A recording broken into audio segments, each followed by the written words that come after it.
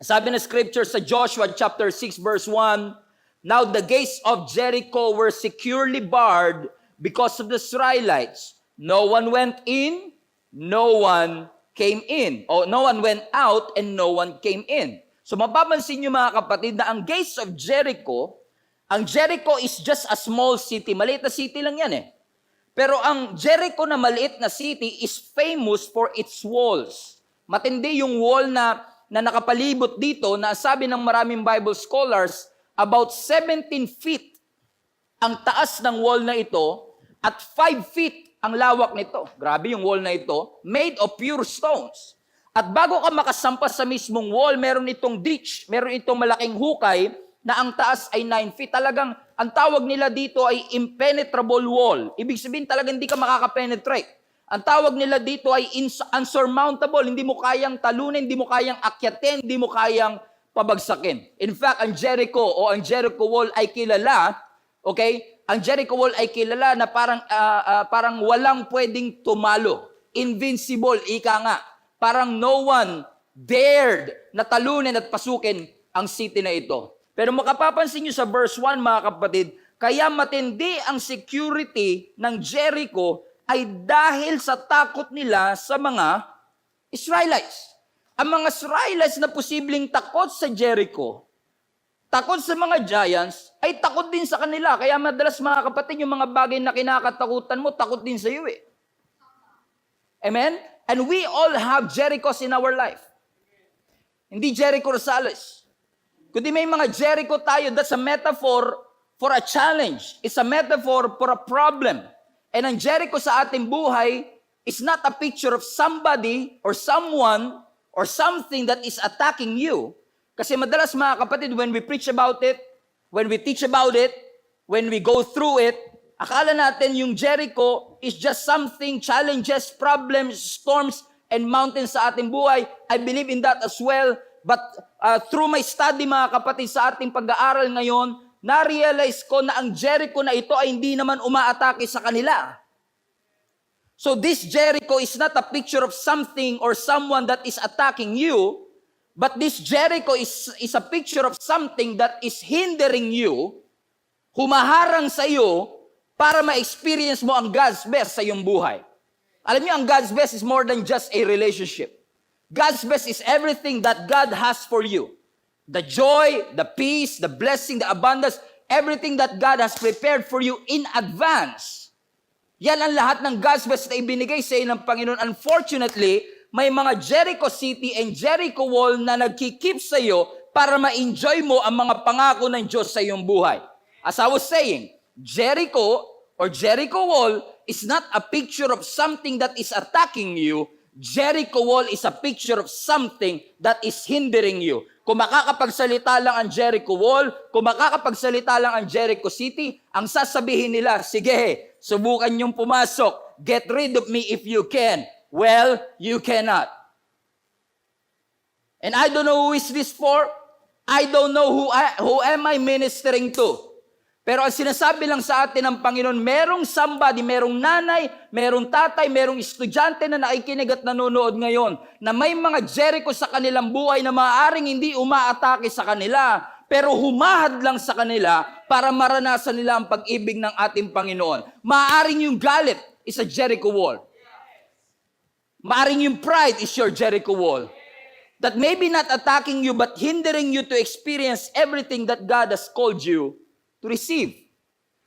In fact, mga kapatid, masyado ka ng lunod, masyado ka ng overwhelmed ng mga Jerichos na ito, ng anger na ito, ng issues na ito sa iyong buhay, na nakumbinsi ka na ni Satan na wala ng pag-asang mapabagsak ito.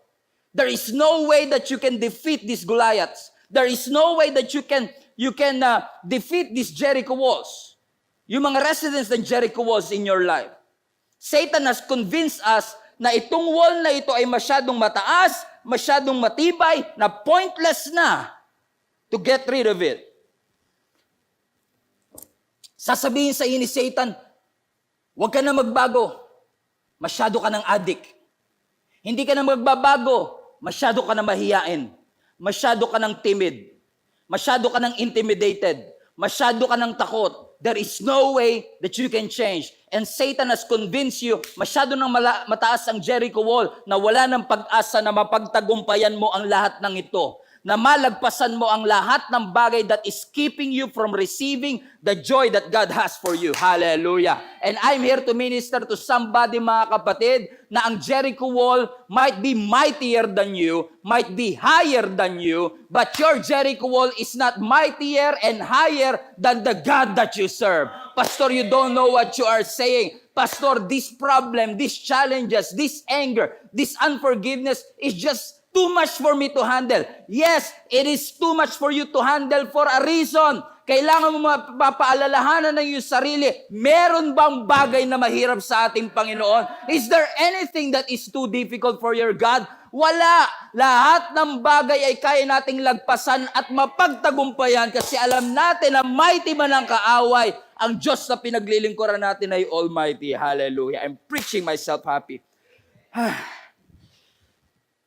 Ang sabi ng verse 2, mga kapatid, nung nakita nila yung Jericho, ang sabi ng verse 2, and then the Lord said to Joshua, see, I have delivered Jericho into your hands, along with its kings and all its fighting men. Binabasa ko pa lang yung verse, may nag-amen na rito. Binabasa ko pa lang yung verse na kukuha na ng mga nakikinig sa atin kasi alam nila, mga kapatid, that something might be grammatically wrong with what we just heard. Kasi ang sabi ng scripture, ang sabi ng Lord kay Joshua, tignan nyo, I have delivered Jericho into your hands. You have already conquered it. Now, hindi po ako English expert. Dami ko nga mali sa English eh. Pero ang alam ko, yung deliver, present tense, yung delivered, past tense. Ang future, will deliver. Hindi sinabing, I will deliver you, o I will deliver Jericho into your hands. Ang sabi ng scripture, I have delivered it. Hindi pa nagsisimula yung laban, panalo ka na kagad. Kaya nga hindi aksidente na nilagay ng Lord yung salitang see. S-E-E. Look. See. Kasi if you want that Jericho walls to come down, kung gusto mong pabagsakin ang mga Jericho walls na nagkikip sa iyo para ma-experience ang God's best, number one, you have to have a vision. You have to have a vision. May nakaka-obstruct man sa paningin mo ngayon, but you have to have a vision of what's on the other side of your fear. That there is a breakthrough on the other side of that fear. That there is a breakthrough on the other side of that anger na pag napagtagumpayan mo, may breakthrough sa kabilang dako. Kailangan may vision. If you always see yourself as a failure, you will never win. You will never win. If you always see yourself as a poor guy, you will never be rich. If you always see yourself na parang wala akong mararating, talagang wala po tayong mararating. Vision is a picture of the future. You have to have that picture in your mind of what God has prepared in advance for you. Ang problema ng maraming Christians nowadays, hindi natin makita yung nakikita ng Diyos. Hindi natin makita yung mga bagay na hindi natin nakikita. I want to encourage somebody na naikinig at nanunood ngayon, iniimbitahan ka ng Panginoon to see beyond what your natural eyes can see. There is something on the other side of that Jericho wall that you cannot see, that God sees. Nakikita ng Panginoon, maaaring hindi mo nakikita, pero kailangan magkaroon ka ng vision na kung ito ay inilagay ng Panginoon sa aking harapan, ibig sabihin, prepare na ito ng ating Panginoon. No eye has seen, no ear has heard, no mind has conceived the very things and everything that God has prepared for me. Hallelujah! Amen. Amen. Vision. Vision. Vision. We have to have that vision. We have to see past our circumstances. Alam ko mahirap lang tayo, but we have to see past the circumstance. Na yung kahirapan will never keep me from enjoying everything that God has for me. Na alam kong hindi ako nakagraduate, yan ang Jericho wall ko, but I have to see past my circumstance, na kahit hindi ako nakagraduate, alam kong may prepare ang Diyos sa akin na hindi porket hindi ako nakagraduate, hindi na ako pwedeng magtagumpay. You have to see past your circumstances. Tumingin ka sa mga bagay na hindi mo nakikita lang, kundi tignan mo ano ba ang inihanda, ang prepare ng Panginoon sa bawat isa sa atin.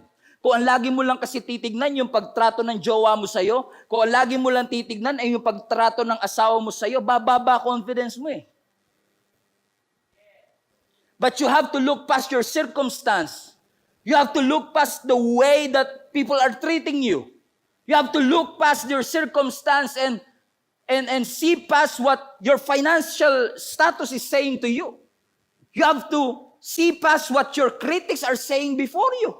Kailangan malagpas. I'm not saying you deny it, but I'm just saying look past it.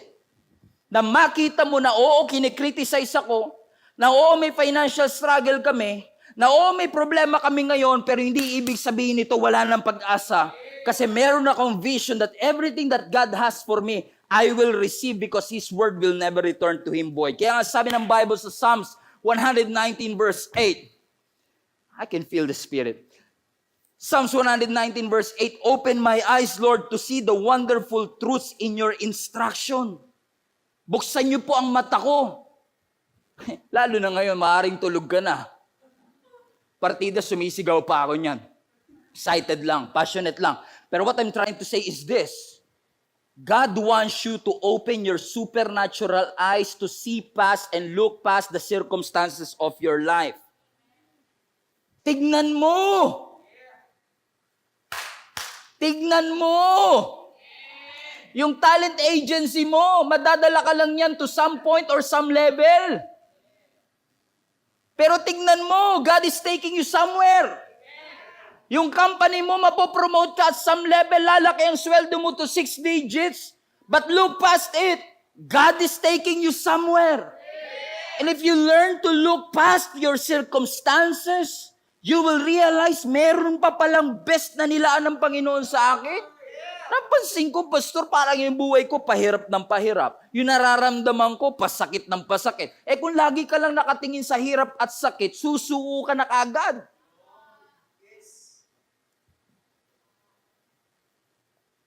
Pero ang tinuturo sa atin ng Panginoon, huwag mo lang tignan yung sakit. Hindi ko sinasabing i-deny ang sakit.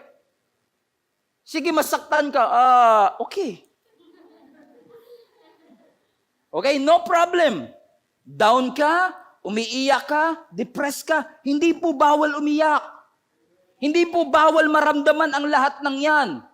Pero hindi rin bawal maniwala na mas mataas yung pagdadalan sa iyo ng Panginoon kung mas mababa ang pinaglalagyan mo ngayon.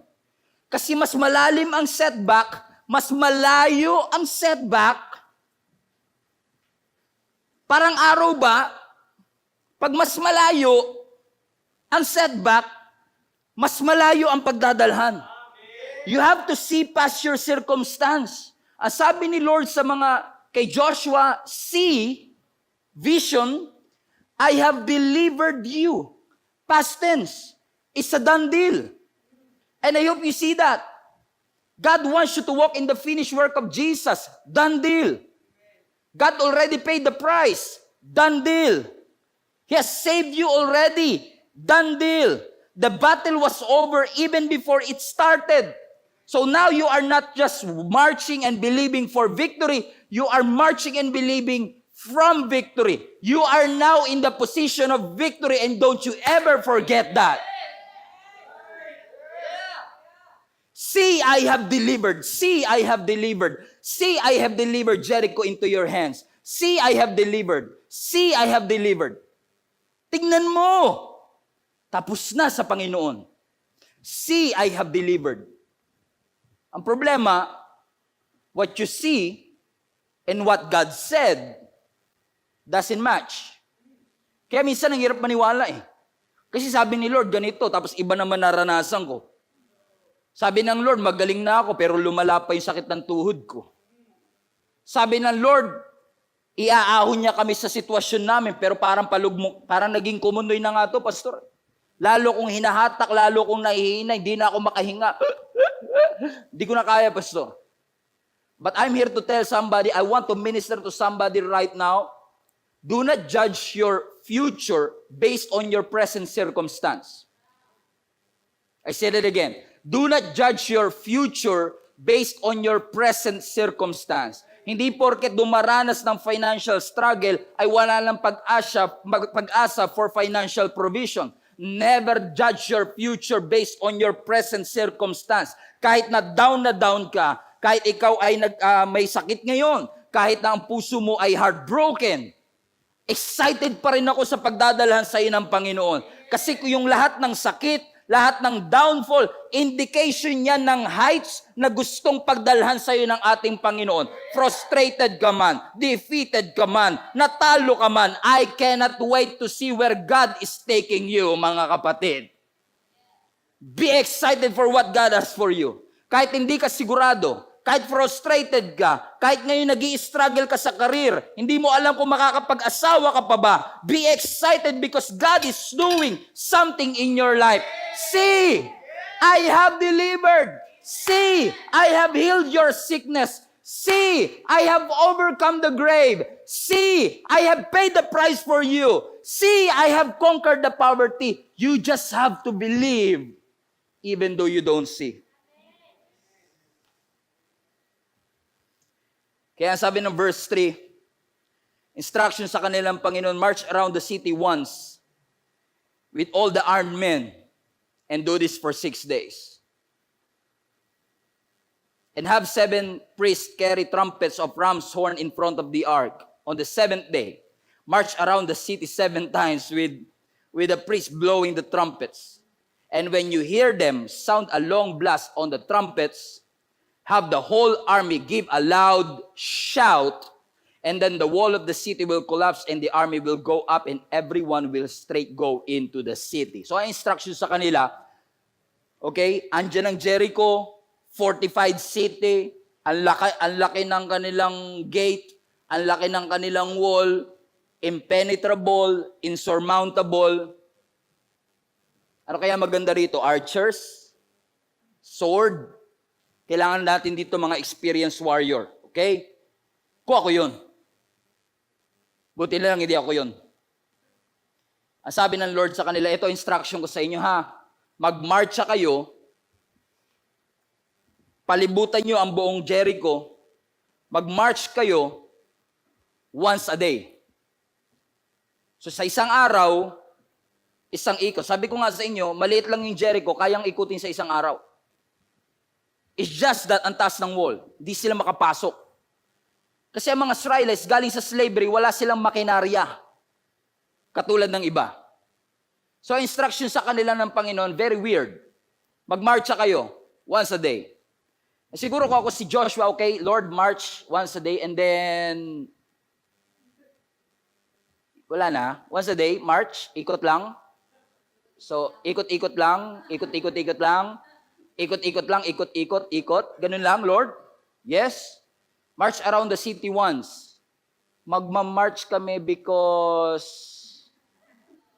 Parang si Chris lang, no? Magmamarch kami because... Sure ka, Lord, march around the city. Sabi ng Lord, once a day. Pero pagdating ng 7th day, you have to circle it 7 times. So sa 7th day, 7 times, once a day for 6 days, a total of 13 laps. 13. There you go, our title. 13 laps. For 13 times, iikot kayo, and you are not sure what's gonna happen. Kasi nga ako yung tatanungin ko, anong sunod, Lord? Iikot kami, tapos handa na namin yung sword. Hasain na namin, tapos kinisin na namin yung armor namin, ganun ba? Kasi aatakihin na ba namin? Susugod ba kami? Tatambakan ba namin yung ditch? Para makapasok kami. Hindi, sabi ng Lord, march around the city, pero pagdating ng 7th day, pagkatapos yung umikot ng 7 times, lahat kayo sisigaw. Okay. And then, sisigaw because, sabi ng Lord, sisigaw kayo, and the walls will collapse. Babagsak yung wall. Because, ng kusa. Babagsak ng kusa, Lord. Teka lang. Anong military strategy yan, Lord? Babagsak siya because of sound, di niya kinaya yung sound ng sigaw. Paano siya? Because sometimes, God's way appear to be foolish. Parang minsan, nagulat ka rin, ito talaga? Kasi ang instruction sa kanila ng Lord, simple lang eh. March and circle. March and circle. Umikot kayo ng umikot. Hindi pa bumabagsak. May instruction na, ang sabi ng Lord, I have delivered. Paano kami delivered? March and circle. Naman tanong, sa dami-dami ng numero, why 13? Sa dami-dami ng pwedeng gawin, bakit? Di ba pwedeng isang lap lang? Okay na? Have you ever asked that questions? I always ask these questions. Bakit? Sino naniniwala masyado makapangyarihan ng Lord, kahit half lang na ikot, pwede na. Hindi kailangan whole. Pero bakit kailangan paulit-ulit? Bakit kailangan once a day? Kasi sabi ng scripture, pag ikot nila ng day 1, hindi sila mag-i-stay doon, hindi sila magkakampo doon, uuwi sila sa camp nila. Can you imagine kung kayo yung taga Jericho? Tapos naglalakad, ayan yung mga Israelites. Yan yung tumawid ng Jordan River. Takot tayo dyan, takot. Pero huwag ka magpapahalata. Prim and proper lang tayo. Hindi tayo magpapahalata na takot tayo sa kanila. Tapos tinitignan nila yung mga Israelites, umiikot, instruction pa ng Panginoon sa kanila, huwag kayong magsasalita. Ang creepy kaya nun. Imagine niyo yun. Iniikutan ka ng kaaway mo, tapos di nagsasalita. Handa kayo, susugod dyan. Susugod dyan. Ba't umaalis na kagad? Next day, umikot ulit. Yan naman sila. Can you imagine this? Kasi takot nga yung Jericho sa kanila eh. Habang tinitignan sila, ang sabi lang ng Lord, march and circle, march and circle. Kung ako naman yung mga sa Israelites, ikot kami, si Joshua, leader. Ikot kami, sir. Teka lang, pinunasan ko pa naman tong armor ko. Kita mo reflection. Tingnan mo. Kita mo reflection, ganyan kakinis yan. Yung espada ko, sobrang talas to. 40 years ko tong hinasa sa desert. So, kailan gagamitin? Excited ka eh. Pero imagine niyo to, sabi ni Joshua, guys! Okay, ikot tayo, ikot! Ikot sila. Pure Gold, Jollibee, Monumento. Dito na uli tayo ah. Nakaikot na tayo. Sabi ni Joshua, uwi na tayo, balik tayo sa camp. Imagine mo kung ikaw yung asawa ng soldier. Nag-aantay ka, nagluto ka pa ng sopas para sa asawa mo. Pag sopas, honey, kamusta? Napabagsak niyo na ba yung Jericho? Ba't walang dugo yung espada mo? Bakit yun nga, nakakapagtaka si boss eh. Pinaikot niya lang kami, tapos umuwi na raw kami. Siguro bukas. Second day, pinagluto pa siya ng Daniel Pas pa sila nun eh. Pinagluto pa sila, ikot na naman sila. Boss, alam niyo, buti na lang walang Facebook ng time na yun. Kasi kung may Facebook ng time na yun, imagine niyo, bawal silang magsalita, pero pwede silang mag-post.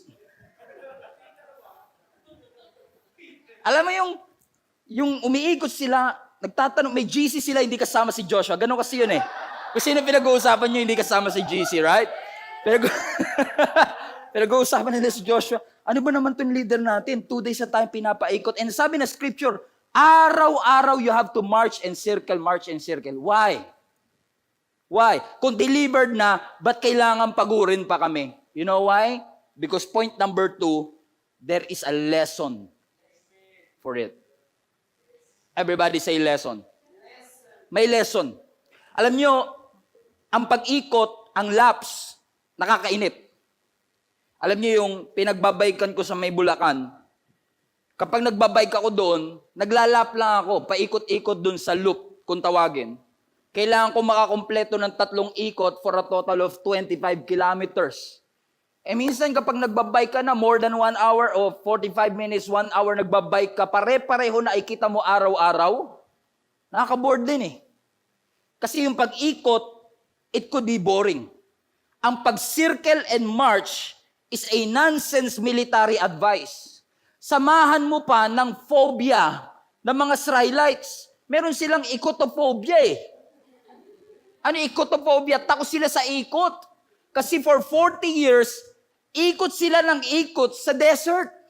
Ikot sila ng ikot sa wilderness. Tapos pagdating ng promised land, sabi ni Joshua, ikot uli. May ikotophobia na kami. Ano ba ma-accomplish ng pag-ikot namin? Mamamagalang yung paa namin. Kasi minsan mga kapatid, pag may instruction talaga ang Panginoon, kung sa anong path ka dadalhin, anong route ka dadalhin, ano man ang instruction, madalas yun ay lihis sa iyong kagustuhan. Lihis sa iyong comfort zone. Ang gusto ko lumaban, ang gusto ko makipagpatay. Sabi ng Lord, umikot ka lang at huwag ka magsasalita. Shut up. Parang si Jonah, no? Pinapapunta ng Ninive, gusto pumunta ng Tarshish. Madalas tayo, pinapag-give up, kayo pa rin hanggang ngayon. Kasi madalas, wow, grabe. What a katahimikan. Because sometimes, God's way is different from our way. But the best way to the promised land, listen to me, the only way and the best way for you to experience God's best for you is God's way. God's way is always the right way. In fact, mga kapatid, kapag sinunod mo ang ways ng Panginoon, yung pag-ikot na yun hindi sayang. Hindi sila pinaikot ng Lord for a reason. Hindi ka umulit ng college for a reason. Nang walang reason rather. Hindi mo inulit, hindi ka nagtayo uli ng negosyo for a reason. Kasi kahit na bumagsak yung unang negosyo mo, sa pangalawang pagtatayo mo ng negosyo, iba man ang puhunan, pero ngayon mas may experience ka na. So hindi talaga nasayang yung unang pagbagsak. Kasi you've learned your lesson. And I believe, isa sa mga dahilan kung bakit kailangan silang paikot-ikutin ng ating Panginoon kasi may lesson na gustong ituro ang Panginoon sa kanila. Kasi ang totoong laban wala sa Jericho. Kasi yung Jericho delivered na, bumagsak na sa pananaw ng Panginoon. The real battle is not in Jericho but the real battle is inside their hearts. Kaya nyo ba kung pagkatiwalaan kahit wala kayo nakikitang progress? Kaya mo bang magtiwala sa akin kahit walang hollow blocks na bumabagsak sa unang pag-ikot mo? Kailangan mong manampalataya, kapatid, na hindi porket wala ka nakikitang ebidensya ay walang ginagawa ang Panginoon. You have to learn to trust God even though things are not going your way. You have to trust God kahit hindi mo gusto yung nangyayari sa pamilya mo. You have to trust God na kahit parang pabagsak ang finances mo. You have to trust His way and not our way. Kasi yung way natin, gusto natin ng progress. Our way, every lap, is a progress. Gusto natin may progress. Bumagsak yung hollow blocks, mamatay at himatayin na lang bigla yung mga soldiers. Wow, it's working, it's working, it's working. There's power in our circle. But no, it doesn't work that way. Kasi madalas mga kapatid, progress is not obvious. Just think about that. Just ponder that phrase kahit 5 days lang. That progress is not always obvious. It's true. Ang progress hindi laging obvious. Hindi porket nag-sit-ups ka ng 30, ay magkakaroon ka kagad ng 30 abs. Pero hindi ibig sabihin malaki pa rin ang tiyan mo ay walang nababago sa'yo kapag naging consistent ka lang at magtiwala ka lang. Kahit sa unang araw wala, sisiguraduhin ko sa'yo.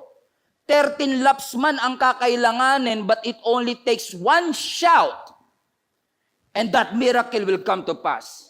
Suddenly, it will come to pass. Immediately, it's going to happen. Because your God is a God of suddenlies. Bibiglayin ka na lang. Makakatanggap ka ng email about that promotion. Matagal mo nang pinapanalangin pero suddenly ibinigay ng Panginoon. Kasi ang goal mo agad progress. Pero ang goal ng Lord, lesson.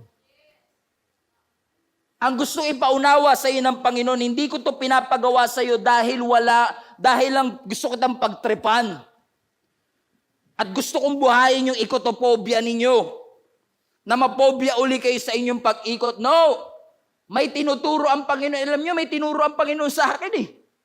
Alam mo, sabi ng Lord sa akin, kung ikaw ay nandoon at umiikot sa Jericho Wall, isa sa pinakamagandang lesson na pwede mo matutunan is just be present. Just show up. Can you imagine this? Day 1, umikot sila, bumalik sila sa kampo. Day 2, siguro yung iba, day 2 pa lang, ayaw na eh. Day 2, ikot na naman tayo dyan. Ayoko na. Day 2 na naman eh. Bakit? Kasi ganun yung thinking natin eh. Wala kami nakitang progress, hindi na ako magtutuloy. Nanalangin ako, ba't walang nagbago? Tinaas ko kamay ko, bakit ganun pa rin ang aking sitwasyon? Because we want progress. Ang sabi ng Lord, na-miss mo yung learning experience. Kasi masyado ka excited sa breakthrough. Hindi mo nakita yung tinuturo ng Panginoon sa'yo. Listen to me mga kapatid, I want to tell each and every one of you, show up even when things are not going your way. Even when things seems to be not working, magpakita ka lang. 3 taon na yung negosyo, pumasok ka pa rin kahit wala kayong kinikita at break even pa rin kayo. Because progress is not obvious. Minsan takot na takot tayo magpakita sa mga Jericho wall ng ating buhay. Pero gusto ko lang, di ko alam kung sino kausap ko. Parang isa lang kausap ko ngayon eh. Pakiramdam ko may kinakausap pa Panginoon, nakaupo sa office table eh. Sinasabi ng Panginoon sa iyo, kahit na takot ka sa Jericho wall ng buhay mo, just be there. Just be present. Just show up. Even though things are not going your way. Kahit parang walang progress, magpakita ka lang. Sa school nga, pumapasa ka kahit di ka marunong, basta lagi ka lang present. Totoo yan. Kahit hindi ka matalino, basta lagi kang present, pasado ka. Tapos sa spiritual life natin, gusto mo ng breakthrough, gusto mong pabagsakin yung Jericho wall, absent ka lagi.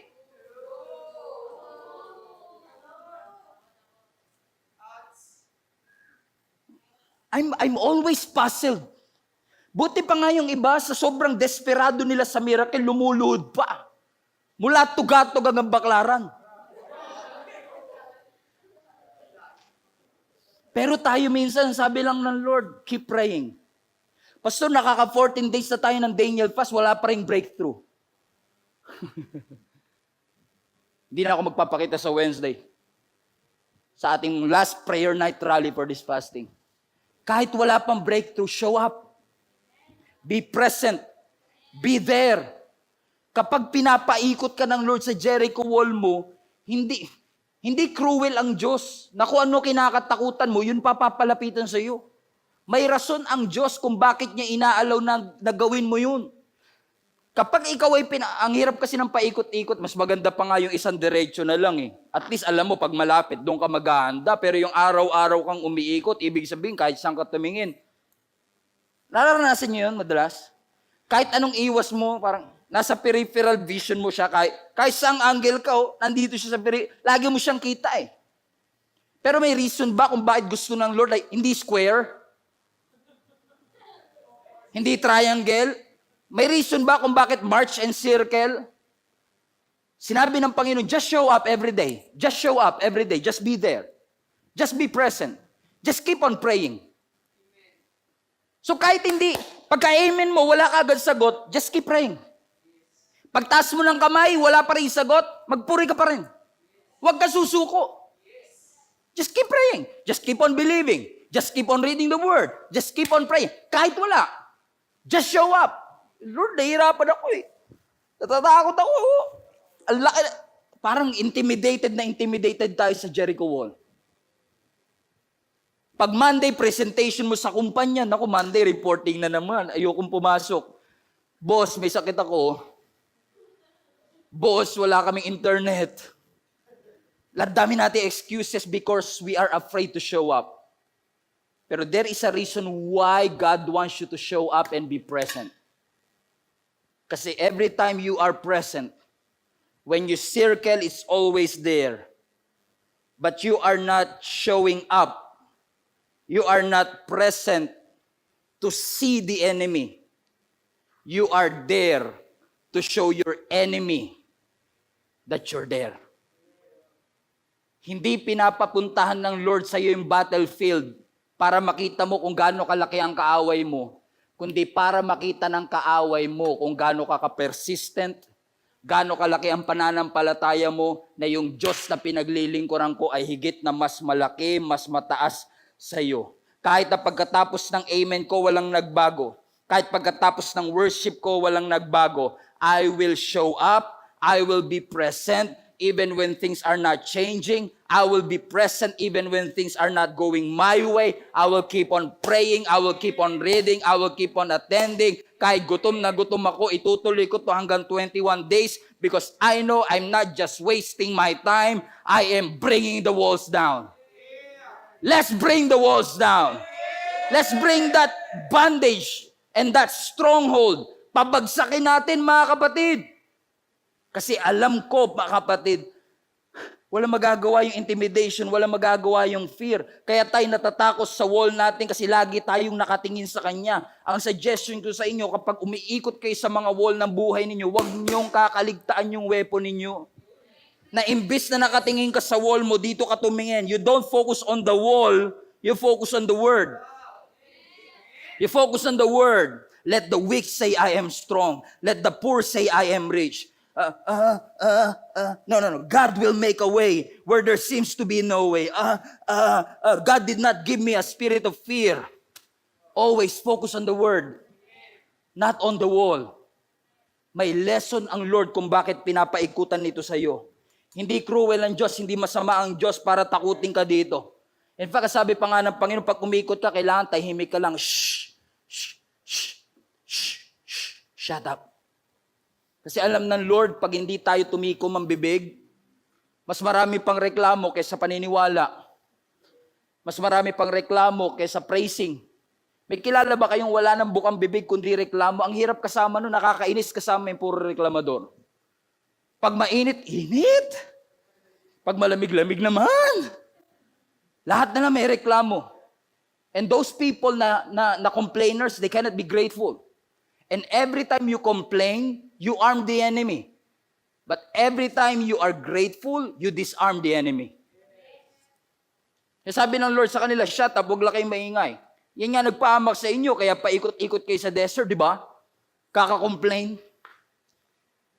You keep on wondering because you keep on talking. You did not shut your mouth. Kaya kayo napahamak, di ba? Because you open up your mouth. Kaya minsan, pag sinabi ng Lord na, sigaw na! Wala ka masigaw, paus ka na, parang ako. Wala ka na masigaw kasi naubos na yung boses mo, kakareklamo. Sabi ng Lord, i-preserve mo yung boses mo sa pagpupuri, hindi sa pagrereklamo.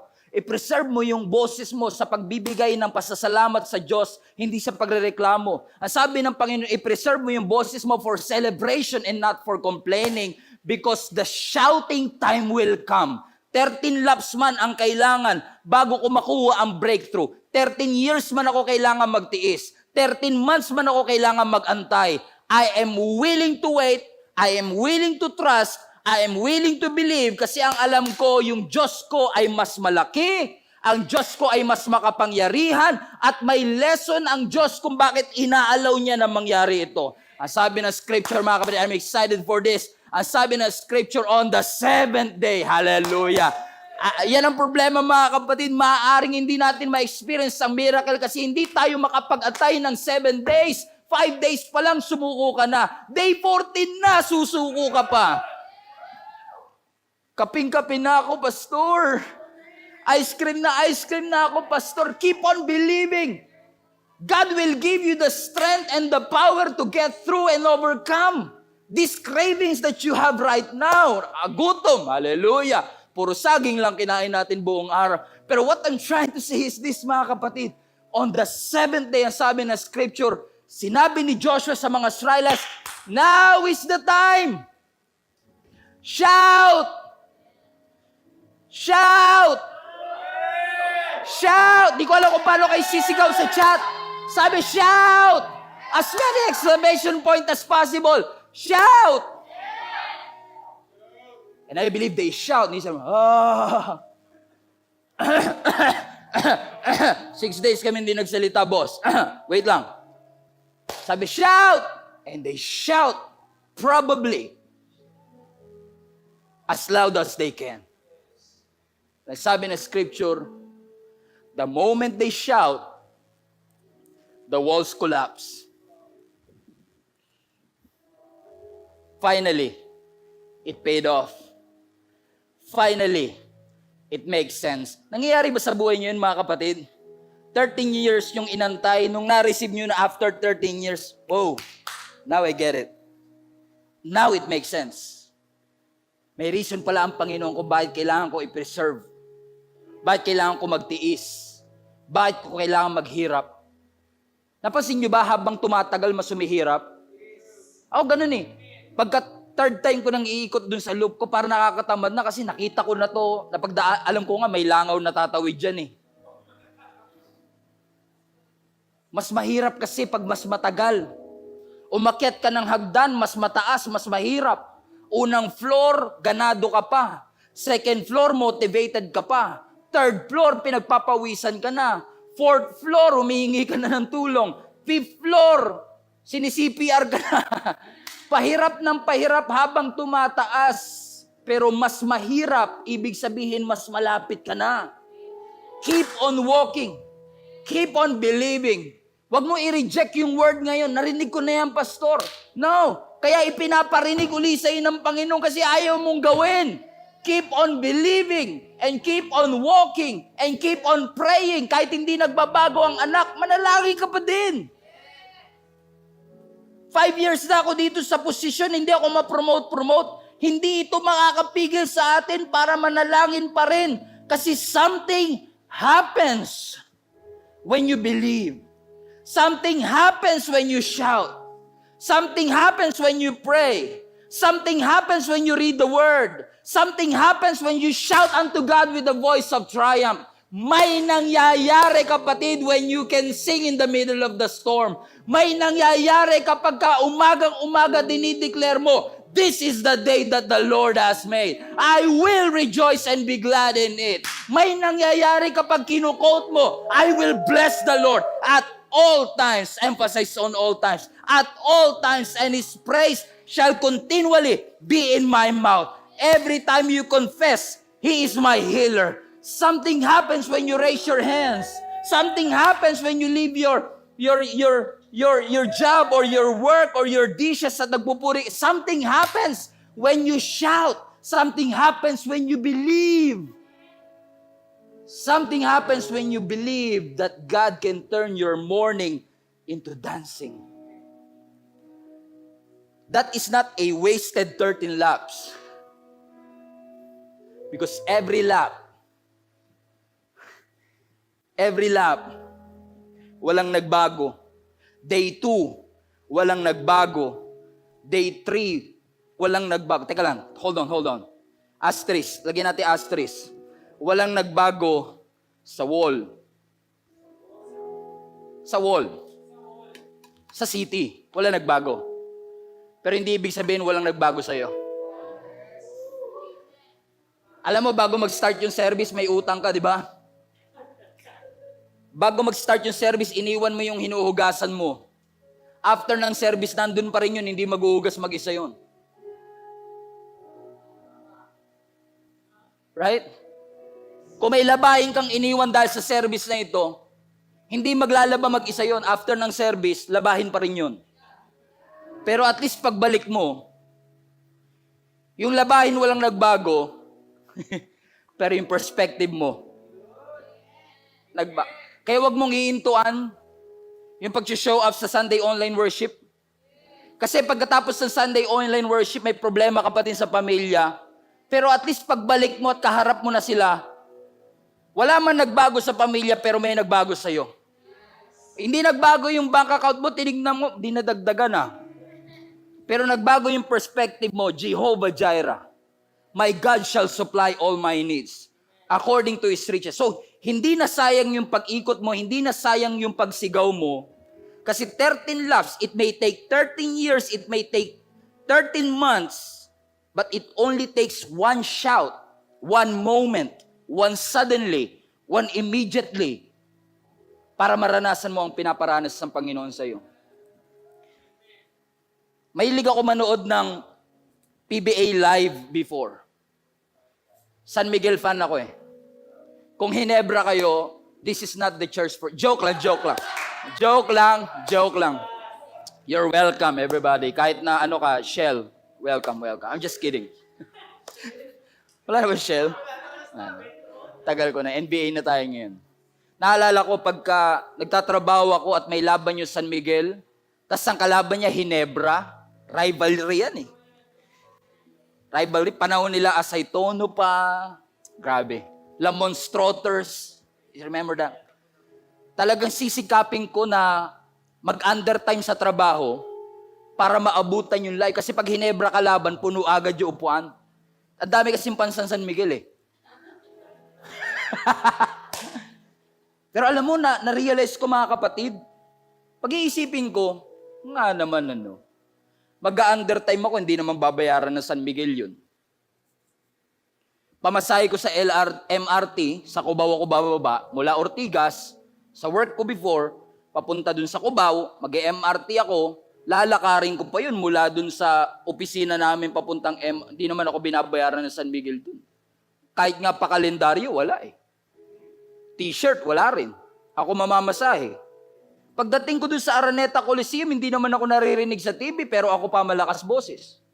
Nagtatrash talk pa ako noon. Buti na lang, yeah! Yeah! Sigaw ka ng sigaw. Tapos ang ending, talo kayo.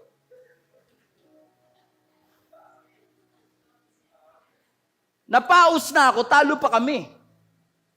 Nawala na ako ng pera, talo pa kami. Namasahe na nga ako, talo pa kami. Biruin mo to gumagastos ako sa isang team na walang kasiguraduhang manalo.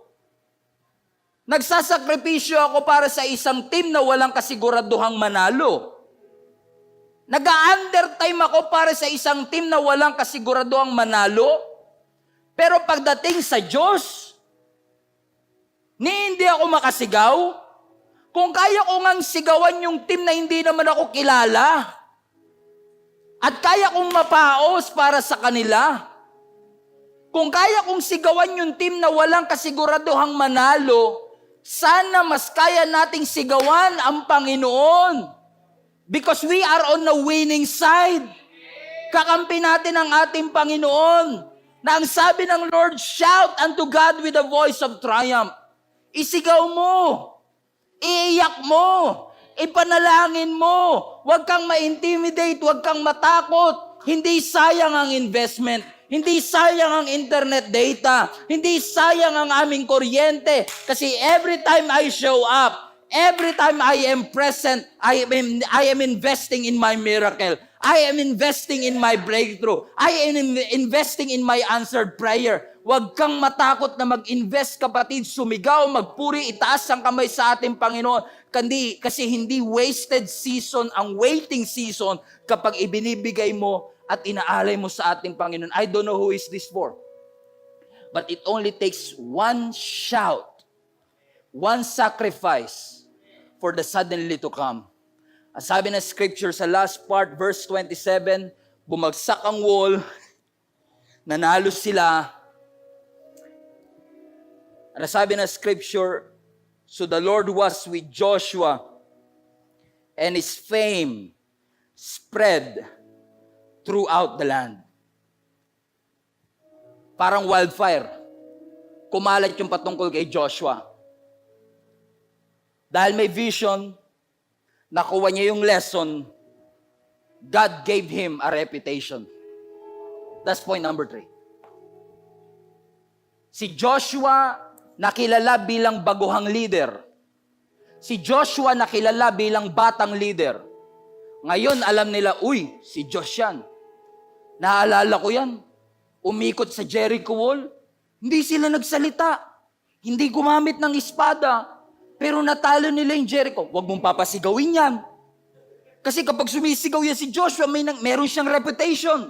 Nakakampi niya ang Panginoon. Meron siyang reputation na kahit wala akong lakas, ang Diyos ko ang may lakas. Meron siyang reputation na anumang kanyang pinapaniwalaan sa tulong at tabag ng Panginoon, sa grace ng Panginoon, it shall come to pass. Mga kapatid, here I am, telling each and every one of you, keep on believing. Darating ang panahon that you will have the reputation in your neighborhood, that you will have a reputation in your family. Huwag mong kakantiin yan si Elise. Huwag mong kakantiin yan si Robin. Pag nanalangin yan, sinasagot yan. Huwag mong kakantiin yan si Kenneth kasi pag nag-fasting yan, may break. You will have that reputation kasi naniwala ka. Si Gideon, mayroon siyang reputation, 300 soldier, tinalo ang 3,000 soldier. Si Daniel may reputation na natulog kasama ang leon. They have that reputation. Just keep on believing. Kasi ayokong ang kumalat na chismis. Si Aileen, sumuko yan. Nanghina yan. 1 year na lang, sumuko pa. Isang araw na lang, nakuha niya na sana. Kaso sumuko eh. I don't want you to have that reputation. A reputation of unbelief. But I want you to have the reputation of a person, of a church that will keep on believing even though nothing is working in our lives.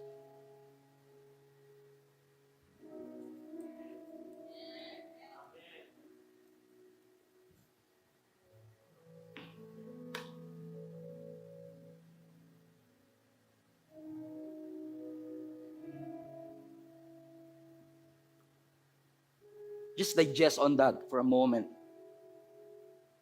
Thank you, Jesus. So, day 5 ka na. What if day 5 na? Ngayon ka pa ba susuko? Mas masakit yung day 6 na. Day 6 and a half. Ngayon ka pa ba susuko? God has been present to you then. What makes you think that He will not be present to you now?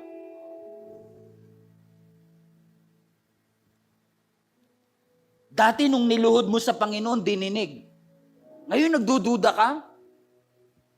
If God did it to you then, what makes you think that God will not do it to you now? Iba mang sitwasyon, iba mang problema, pero parehong Diyos yung pinapaniwalaan natin. Bakit? Ang pagkakakilala mo lang ba kay Lord is a provider? Kaya din niya mag-protect. Kaya din niya mag-deliver. Pastor, dati kasi yung ginawa naman ni Lord, yung nakalampas kami sa financial struggle, ngayon may sakit eh. Bakit? Ang pagkakilala mo lang kay Lord, provider? Hindi ba siya Jehovah Rapha? Na Diyos na nagpapagaling? I want you mga kapatid to desire and dream and pray to God and say, Lord, I don't understand kung bakit sa dami-dami ng magulang, ako talaga binigyan mo ng ganitong anak. I don't understand kung bakit sa dami-dami ng pwedeng ma-promote, yung kaaway ko pa. Hindi ko maintindihan, Lord. Naging mabait naman kami. Bakit abusive ang tatay ko? Sinunod naman kita. Sabi ng Panginoon sa iyo, march and circle. March, circle, and shout. March, circle, and shout. You are on a winning side. I want you to shout against poverty. I want you to shout against corruption. I want you to shout against lies. I want you to shout against deception. Sumigaw ka ng pagtutol sa lahat ng ginagawa ng kaaway sa pamilya mo. Tutulan mo ang cheating, tutulan mo ang pain, tutulan mo ang suffering, tutulan mo ang discouragement. Gamitin mo ang boses mo to believe. Restoration, forgiveness, healing. That's what I want, Lord. That's all I need. That's what I believe into, Lord. Give it to me, God. Ibigay niyo po ito sa akin. Be desperate to God and keep on believing. Keep on walking and keep on marching until God shows up. So you show up until God shows up. You show up until God shows up. Huwag kang absent. Huwag kang mawawala. Huwag kang makakamiss. Keep on showing up until your God will show up. And this is what I know. This is what I know. If God shows up, everything will change. Miracle happens when God shows up. Fear will disappear when God shows up. Everything is possible when God shows up. So right where you are, I want you to shout. I want you to pray and say, Lord, show up in my situation. Lord, show up in my finances. Lord, show up in my career. Lord, show up in my finances. Lord, show up in my business. Show up, God. I need you, Lord. I am desperate. I will keep on marching even though nothing is working. But I want you to show up, Lord God. Show up in my finances. Show up in my family. Show up in my business. Show up, God. Lord, we need you. We need you. We need you. Lord, we are desperate. We will keep on showing up until you show up.